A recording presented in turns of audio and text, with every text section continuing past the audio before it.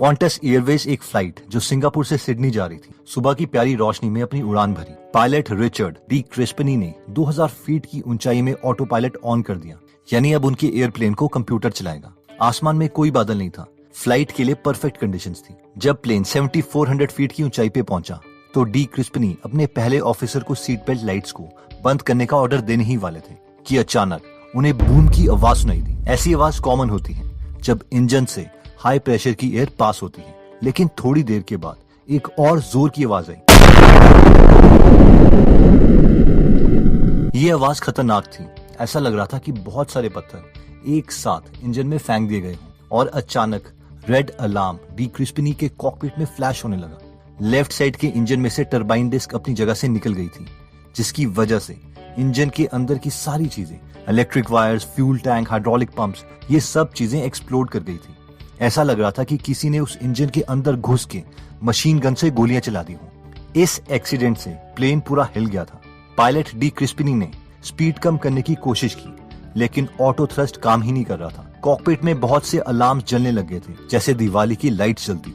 इस प्लेन में total 4 engine थे, जिसमें से इंजन नंबर 2 को आग लगी थी, इंजन नंबर 3 बुरे तरीके से डैमेज हो गया था, और इंजन नंबर 1 और इंजन नंबर 4 का कोई भी डेटा कॉकपिट में लगी स्क्रीन में शो नहीं हो रहा था। फ्यूल पंप्स फेल हो गए थे, हाइड्रोलिक्स, न्यूमेटिक्स, इलेक्ट्रिकल सिस्टम कुछ काम नहीं कर रहा था। प्लेन के लेफ्ट विंग वाली साइड से फ्यूल भी लीक कर रहा था। कॉकपिट में बैठे सारे क्रू मेंबर्स एक दूसरे को एफिशिएंट मैनर में डेटा बता रहे थे। डी क्रिस्पनी ने अपनी स्क्रीन में डेटा देखा तो उन्हें पता चला कि 22 में से 21 मेजर सिस्टम्स फेल हो चुके हैं। अब प्लेन सिर्फ थोड़े थ्रस्ट के ही केपेबल रह गया था और ज्यादा नेविगेट नहीं कर सकता था। डी क्रिस्पनी ने अपने क्रू मेंबर से कहा, हम वापस जाएंगे और सिंगापुर एयरपोर्ट में ही लैंड करने की कोशिश करेंगे, जहां से हमने टेक ऑफ किया था। एक के बाद एक अलार्म इंडिकेशंस आ रही थी। अलार्म सिस्टम जोर जोर से चिल्ला रहे थे, stall stall stall, speed speed speed.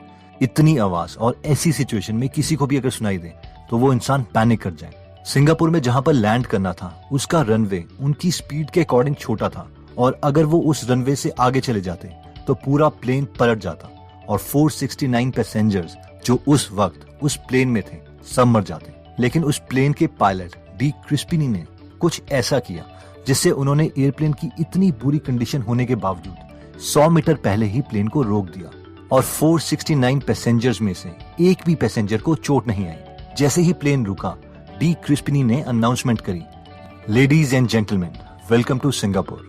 The local time is 5 minutes to midday on Thursday 4 November, and I think you will agree that this was the nicest landing we have experienced for a while.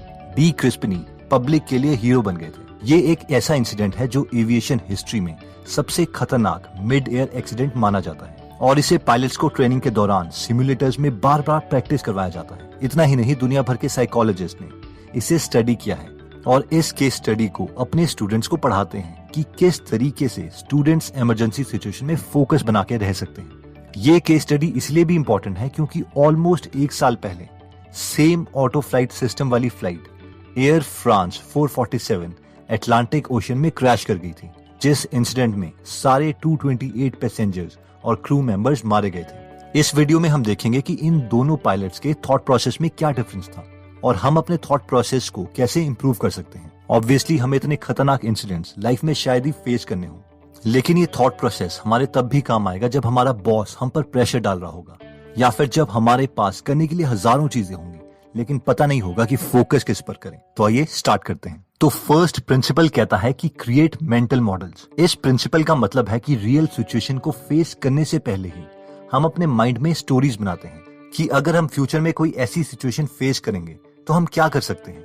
Researchers का ये मानना है कि जो लोग mental models create करते हैं वो बाकियों के कंपैरेटिवली ज्यादा ग्रेड्स लाते हैं और ज्यादा इनकम अर्न करते हैं।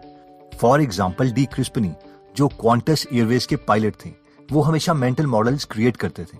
जब भी वो अपने को पायलट्स या क्रू मेंबर्स के साथ होते थे, चाहे वो डिनर भी कर रहे हो, तो भी वो हमेशा उनसे पूछते रहते थे कि मान लो अगर प्लेन का इंजन फेल हो जाए तो सबसे पहले तुम क्या देखोगे, या फिर अगर ये इमरजेंसी आ जाए तो तुम कौन सी स्क्रीन पर देखोगे, या फिर अगर ये वाला अलार्म बजेगा तो तुम उसे बंद किस स्विच से करोगे, एंड सो ऑन।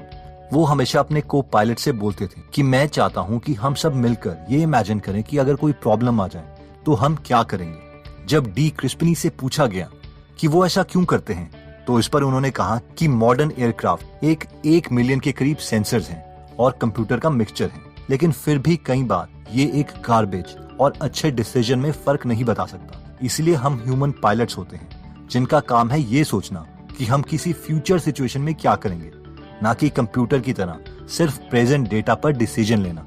और जिस दिन इनके एयरप्लेन में प्रॉब्लम आई थी और इन्होंने सेफ लैंडिंग करी थी, उस दिन भी सुबह डी क्रिस्पिनी होटल से एयरपोर्ट जाते वक्त अपने क्रू मेंबर और पायलट से यही चीजें पूछ रहे थे। नेक्स्ट प्रिंसिपल कहता है कि use cognitive tunnel in case of emergencies, यानी जब हमारे पास बहुत ज्यादा टास्क हो जाते हैं लेकिन हमें पता है कि हम ये सारे टास्क इतने शॉर्ट टाइम में कंप्लीट करने के केपेबल नहीं हैं, तो हमें सिर्फ उन इम्पोर्टेंट चीजों पर फोकस करना पड़ेगा जो हम उस वक्त कर सकते हैं और बाकी हर चीज को इग्नोर कर देना है। ये उसी तरीके से है जैसे हम किसी टनल में जा रहे हो जिसकी वजह से हम सिर्फ एक डायरेक्शन में देख सकते हैं और बाकी डायरेक्शंस में नहीं देख सकते। फॉर एग्जाम्पल, जब डी क्रिस्पिनी को पता चला था कि उनके प्लेन के 22 में से 21 सिस्टम्स फेल हो चुके हैं, तो उन्होंने कॉकपिट के डैशबोर्ड से हाथ हटाकर अपने लैप पर रख दिया था और बहुत कम टाइम के लिए आंखें बंद कर ली और उन्होंने अपना पहला प्लेन इमेजिन किया जो उन्होंने उड़ाया था, और ये प्लेन था सेस्ना।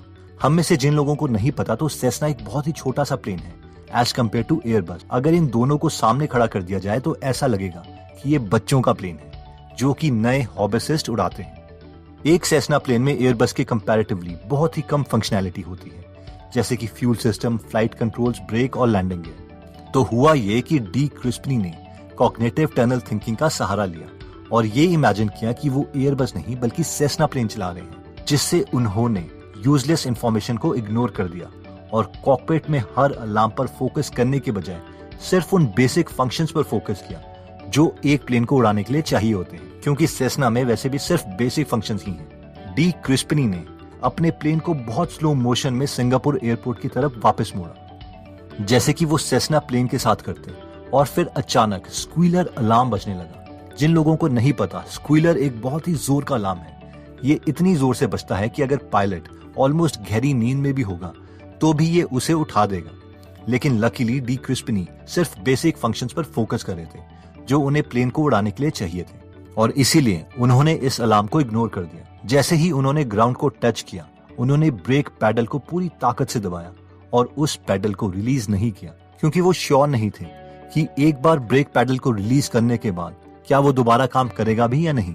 और उनके अच्छे थॉट प्रोसेस की वजह से वो अपने सारे पैसेंजर्स और क्रू मेंबर्स की लाइफ को बचाने में सक्सेसफुल रहे। रिसर्चर्स बोलते हैं कि कॉग्निटिव थिंकिंग का सबसे बड़ा फायदा ये है कि हम इंफॉर्मेशन ओवरलोडिंग से बच सकते हैं और उस चीज पर फोकस कर सकते हैं जो उस मूवमेंट के लिए सबसे ज्यादा इंपॉर्टेंट है। अब हमारे साथ लकीली एयरप्लेन वाला इंसिडेंट तो नहीं होगा, लेकिन हम इमेजिन कर सकते हैं कि हम हर रोज कितना प्रेशर फेस करते हैं। हो सकता है हमारा कोई बॉस या फिर कोई टीचर सडनली हमसे कोई क्वेश्चन पूछ ले, और अगर हम कॉग्निटिव टनल थिंकिंग का सहारा नहीं लेते तो हमारा माइंड रिएक्टिव स्टेट में चला जाएगा और होगा ये कि हम जो नहीं चाहते थे हम वैसा कुछ बोल देंगे।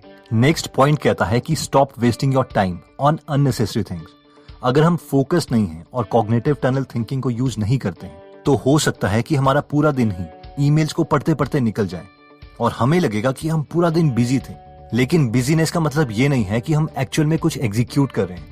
इसीलिए डिस्ट्रैक्शंस को हमें अपने इंपॉर्टेंट गोल्स एग्जीक्यूट करते वक्त बंद करना ही पड़ेगा।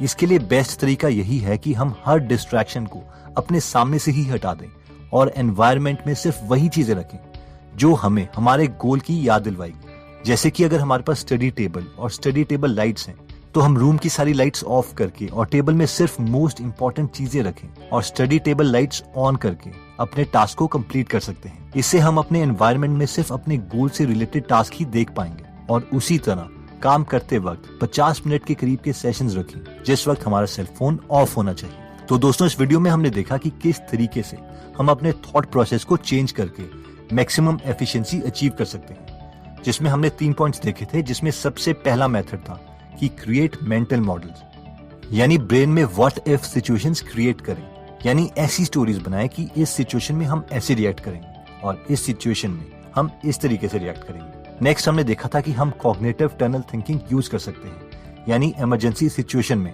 सिर्फ उन्हीं चीज पर फोकस करें जो सबसे ज्यादा मैटर करती हैं। जैसे एयरप्लेन वाले एग्जाम्पल में डी क्रिस्पिनी ने ब्रेन के सिर्फ बेसिक फंक्शंस पर ही फोकस किया और बाकी सारे अलार्म्स वगैरह सब भूल गए। और फाइनली हमने देखा था कि हमें अपना टाइम वेस्ट करना बंद करना पड़ेगा, जिसके लिए हमने देखा था कि काम करते वक्त 50 मिनट के सेशंस रखें और इस वक्त अपना मोबाइल ऑफ रखें। साथ में हो सके तो अपने एनवायरनमेंट में सिर्फ वही चीजें रखें जो हमें हमारे गोल की याद दिलवाएं। दोस्तों, काफी टाइम से लोग हमसे पूछ रहे थे कि गीगल के लोगों का मतलब समझ नहीं आ रहा, इसके पीछे का थॉट प्रोसेस क्या था। तो एक्चुअली जब हम सबने इसके लोगो डिसाइड किया था तो हमने ये सोचा था कि बेस्ट वे और सबसे सस्ता तरीका जो नॉलेज गेन करने का है वो है बुक्स, जिससे हम अपनी गलतियों के 5 से 10 साल बचा सकते हैं और अपने गोल को बहुत जल्दी अचीव कर सकते हैं। साथ में हमें यह भी पता था कि बुक्स में नॉलेज बहुत ज्यादा है, एक समुद्र की तरह जिसमें बहुत सी लहरें होती हैं, यानी वेव्स होती हैं। तो इसीलिए हमने इन दोनों कॉन्सेप्ट्स को, बुक्स को और समुद्र की लहरों को यानी वेव्स को मिक्स करके ये कॉन्सेप्ट बनाया था, जिसमें हमने हेडफोन का सिंबल भी ऐड किया था जो गीगल ऐप के लिए था, यानी ऑडियो बुक समरीज के लिए। सो आई होप आपको अब गीगल के लोगों का मतलब समझ आ गया होगा। और एक और बात, अगर हम अपनी नॉलेज इंक्रीज करना चाहते हैं तो मैं रेकमेंड करता हूँ कि आप बुक सुनें। इससे अच्छा सोर्स कोई भी नहीं हो सकता एक मिडिल क्लास आदमी के लिए अपनी लाइफ को चेंज करने के लिए। इसलिए हमने गीगल ऐप बनाई थी और इसीलिए इसमें 100 से ज्यादा फ्री समरीज हैं जो आप सुन सकते हैं और हर हफ्ते हम फ्री समरीज इसमें ऐड करते रहते हैं। और अगर आपको समरीज की क्वालिटी अच्छी लगती है तो आप प्रीमियम मेंबरशिप ले सकते हैं। प्रीमियम मेंबरशिप इस ऐप को और फ्री समरीज को सपोर्ट करने के लिए है और हम इसमें 12 से 15 बुक समरीज डालते हैं। प्रीमियम मेंबरशिप से आप ज्यादा जल्दी नॉलेज गेन कर सकते हैं। आई होप आपको ये वीडियो अच्छी लगी होगी। इस वीडियो की मैक्सिमम बातें हमने चार्ल्स डुहिग की बुक स्मार्टर फास्टर बेटर से डाली है। अगर आप ऐसी वीडियोस में और इंटरेस्टेड हैं तो आप इस चैनल को सब्सक्राइब करने के बाद बेल का बटन दबाना मत भूलिएगा। साथ में आप कमेंट करके हमें ये भी बता सकते हैं कि आप नेक्स्ट वीडियो किस टॉपिक पर चाहते हैं। बहुत ही जल्दी आपसे दोबारा मुलाकात होगी, तब तक के लिए आप अपना ख्याल रखिए। जय हिंद।